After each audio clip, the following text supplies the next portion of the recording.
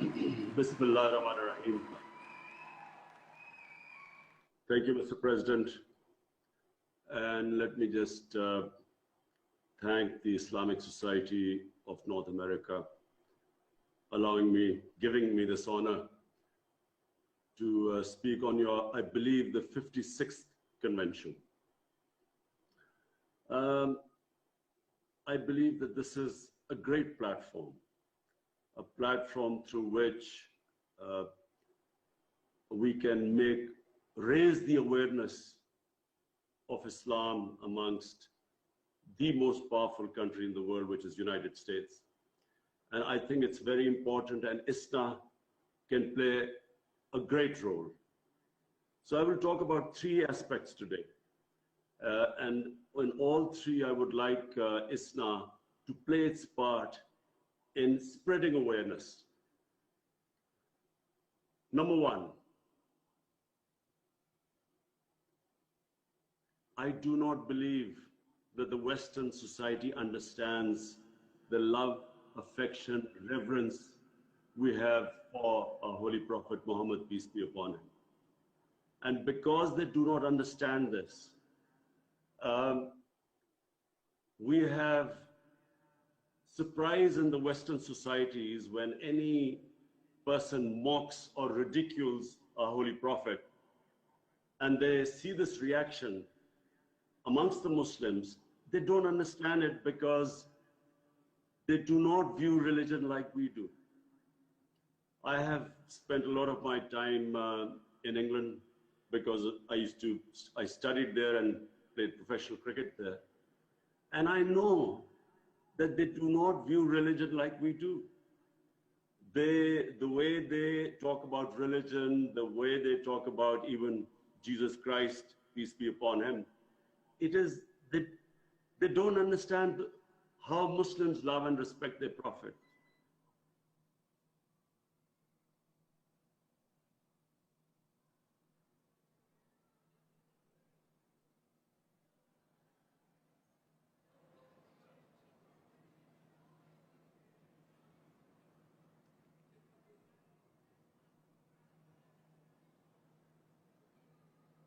He feels about the Holocaust. The Jewish community has made the world realize the sensitivity they have towards the way people talk about the Holocaust, and understandably, because it gives them pain. Similarly, the Muslim community must make them realize in the Western countries that how much it affects us when our Prophet is ridiculed, or like when Salman Rushdie, and it all started with that, when he wrote the satanic verses, mocking our Prophet. And the West could not understand the reaction. So if we sensitize them about our feelings, our love, affection for our Prophet, and this will create a better understanding that you cannot use freedom of speech. You cannot use that to hurt the sentiments of 1.3 billion people. My second point is about Islamophobia. Now, what the Western countries must realize, that there is only one Islam, and that is the Islam of Prophet, peace be upon him. Like in every human community, they are moderates, they are radicals, they are intellectuals, and they are extremes. Same in the Muslim community. But there is only one Islam.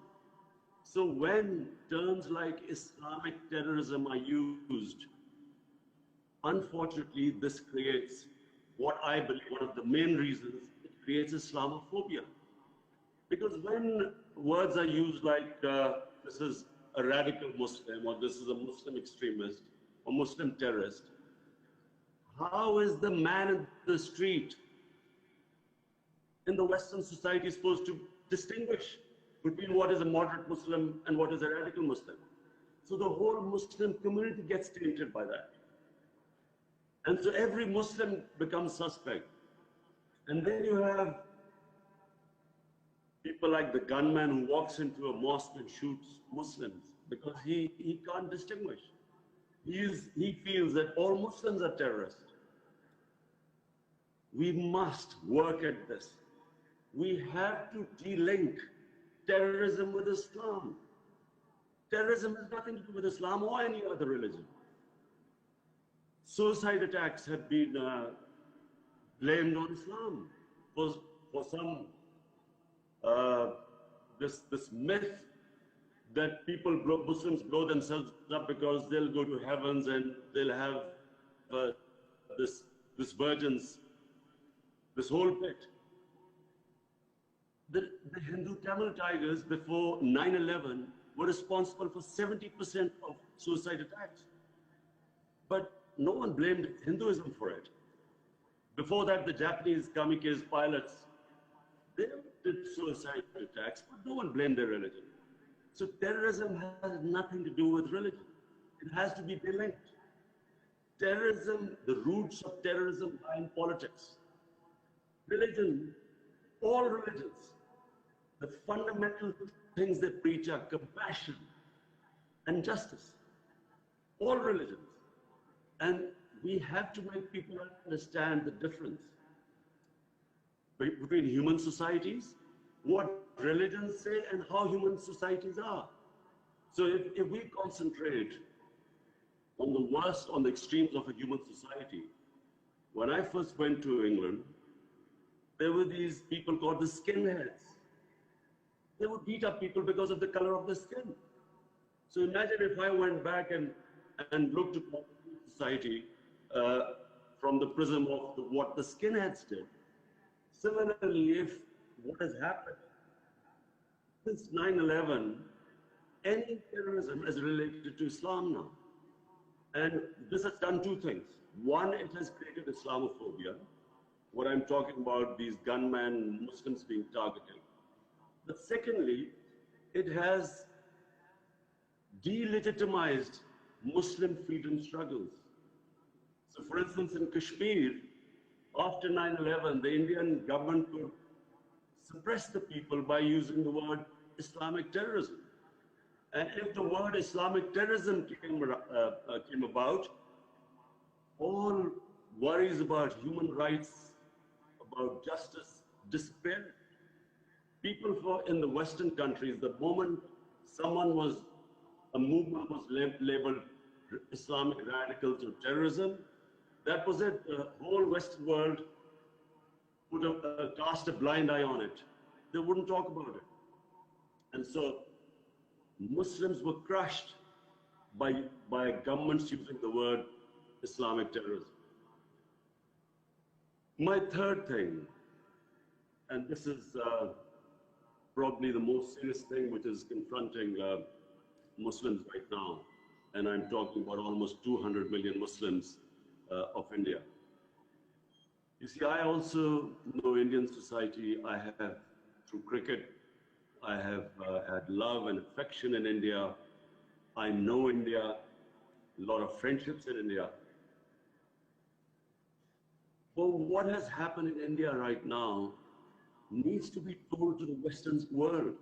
I'm trying my best, but from ISNA's platform, you have to make a concerted effort to make people understand this phenomena which has taken over India.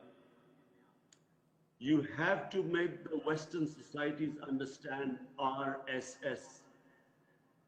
RSS was created in 1925. RSS was inspired by the Nazi Party, by Hitler, by Mussolini. It was a fascist ideology which believed in Hindu supremacy. It believed in Hindu supremacy and at the same time was filled with hatred of Muslims. They blamed the centuries of Muslim rule in India for why the Hindu civilization couldn't reach its peak. It believed, as I said, in the racial supremacy of the Hindu civilization. It believed in ethnic cleansing of Muslims from India. It believed that India was only for Hindus. And this, if you read what the founding fathers of the RSS movement said, like Golwalkar, in this day and age, it is extremely easy for all of you to Google it. Just Google and find out the origins of RSS. Who were their founding fathers? Who were the role models of the founding fathers? What was their philosophy? And this hateful philosophy was the reason why Gandhi was assassinated after independence. They believed he was too soft on Muslims. Why Pakistan was created? The founder of Pakistan, Quaid-e-Azam Muhammad Ali Jinnah. The reason why he believed that Muslims would not get equal rights to citizenship in India was because he saw this ideology. It was Jinnah who was the first one who tried, and remember, Quaid-e-Azam Muhammad Ali Jinnah was considered an ambassador for Hindu-Muslim unity. He was above communalism. But when he saw that what this ideology was heading towards, he was the one who warned Muslims that the Hindus were wanting independence only for Hindus. The India they pictured was only for Hindus, and Muslims would be a second-class citizen. And I'm afraid that is what has happened in India. After recently this year, the elections won by the BJP, they have come back as a stronger force. And what the BJP philosophy is, I need to make you understand, because I believe that this is not something like Milosevic, Serbs and ethnic cleansing of Muslims in Bosnia. We are talking about 1 billion, a country of over 1 billion people with nuclear weapons, taken over by an extreme philosophy, ideology. What the Nazi party proved was that a small, highly organized, ideologically motivated group could actually take over the whole country. That is what has happened in India. An extreme ideology has taken over India. They do not consider minorities, and especially Muslims, as equals. Worse, this ideology was responsible for the massacre in Gujarat of Muslims. This ideology is responsible for lynching of Muslims, simply on a thing like acquisition of cow meat or cow slaughter. Right now in Assam, 1.9 million Muslims are about to be, their citizenship is about to be taken away. And it is this ideology that has put almost 9 million Muslims under curfew for 26 days in Kashmir. What this Narendra Modi government has done, when it annexed Kashmir, Kashmir was a disputed territory where the United Nations resolution had given the Kashmiris their right to decide their own destiny through a referendum. That right was never given. But the UN resolution still stands, means that it was a disputed territory. The BJP government has annexed it. It's annulled its own constitution, Article 370, which gave the Kashmiris a special status. It's also annulled Article 335A of their constitution, which meant that you could not change the demography of Kashmir. But the BJP government's stated aim is that they want to change the demography, change a Muslim majority province into a Muslim minority province by bringing in settlers to come in and change the demography. This is a violation of the 4th Geneva Convention, Article 49. You cannot change the demography of an occupied land. But worse than that, they have cast aside the Supreme Court of India's judgment the Jammu and Kashmir High Court judgment.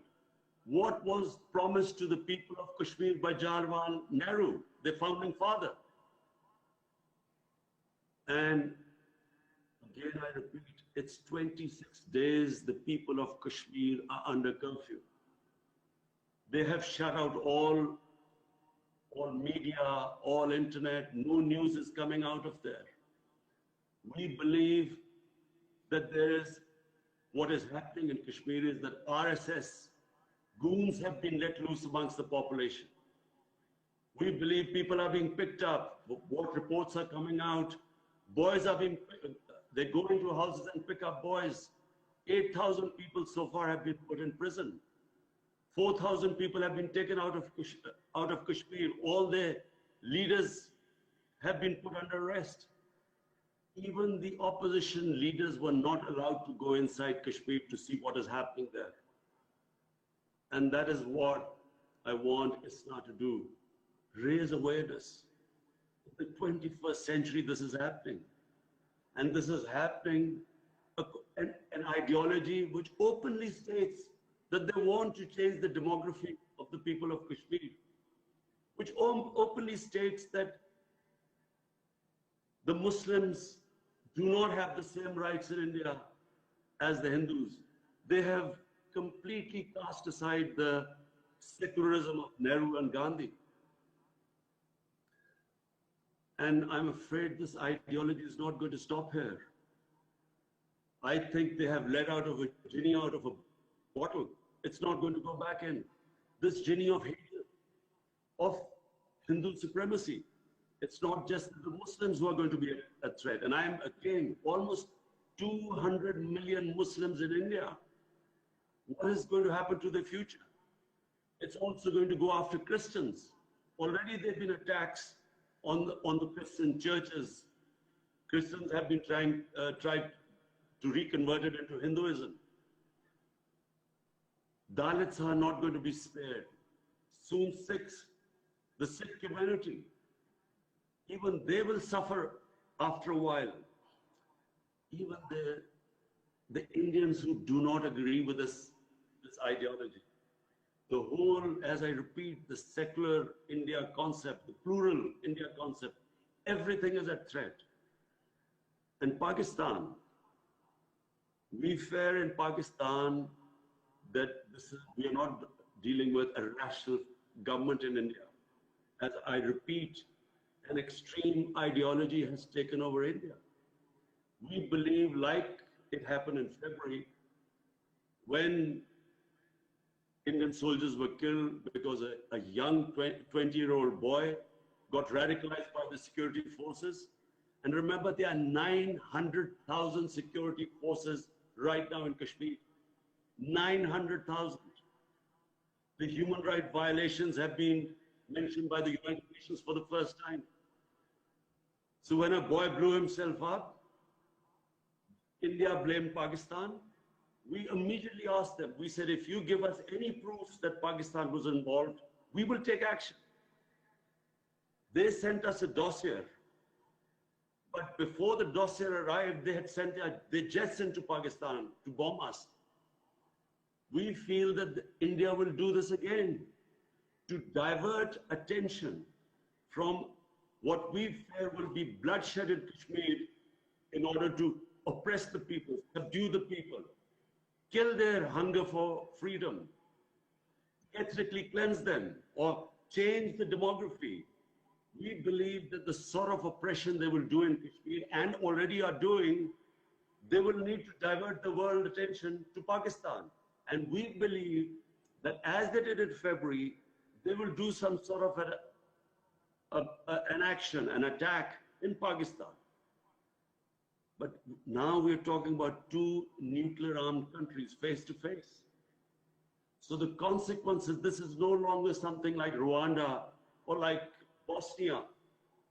We are talking, again, I repeat, 1 billion people, a country of 1 billion people with nuclear arms, with a mad ideology facing Pakistan.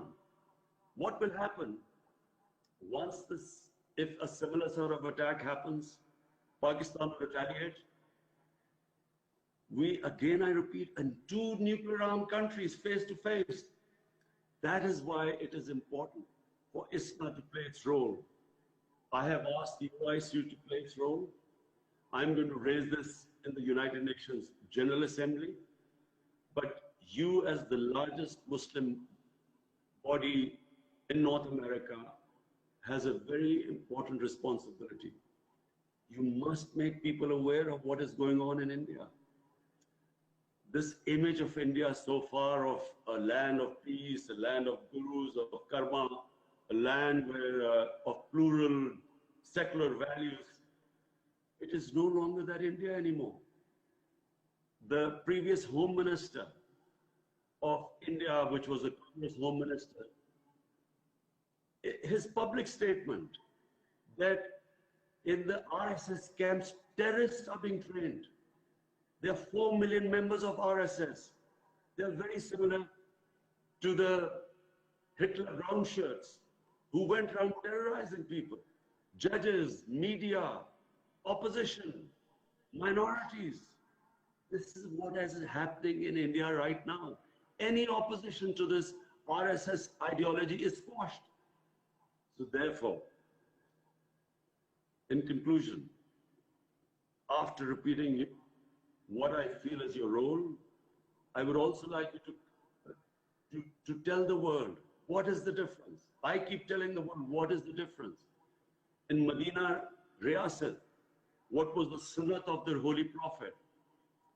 How did the prophet treat the minorities?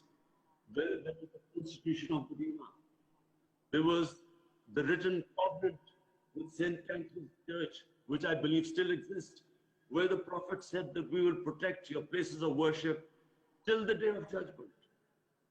The Holy Quran saying there's no coercion in religion. You can't force people into religion. We have a responsibility in the Quran to respect sacred entities of other religions. The famous incident of Hazrat Ali as Khalifa, as the head of state of Medina, he loses a case against a Jewish citizen. The court did not accept the testimony, apparently, the son of Hazrat Ali. Even now, you cannot picture this in the Western society where a minority wins a case against the head of state. But that shows that the status of minorities was equal. They were equal citizens, equal rights. And what is happening in India is the opposite. There was a case of Pelwan Khan, this Muslim, apparently they accused him that he was transporting cattle. He was murdered, lynched in the middle of the city, in front of everyone. The court just let off all the 6 people who were responsible, who everyone saw killing this man. This is what is happening in India right now. Even the courts are scared to give judgment against this RSS ideology. Hence, I conclude, the responsibility of ISNA is great. You should raise this awareness. You should raise your voices. You should approach your members of Congress, senators, make them understand what's happening. Meanwhile, I'm trying my best, as I repeat, I've spoken to the head of states of Muslim countries. I made them understand that what we are dealing, I repeat, is an ideology. You can't reason with this. In India, and I repeat, India is at threat. All the people, intellectuals who oppose this, and I know India. People in India who are intelligent, educated, who believed in the Gandhi and Nehru secular values, do not agree with it. But there's an atmosphere of fear in India, especially after BJP won its second election. I again thank you very much for giving me this platform. I feel it's a great honor, and I wish that ISNA goes and plays its role of spreading awareness, making people understand Islam, and then try to de-link all this. I'm sad to say that Majority of the people do not understand Islam in the West, but there's a tiny minority which deliberately tries to portray Islam in this light, linking it with terrorism. And I do hope that you will, and I believe you will be able to eventually make people understand what is Islam and all the propaganda against it. Thank you very much.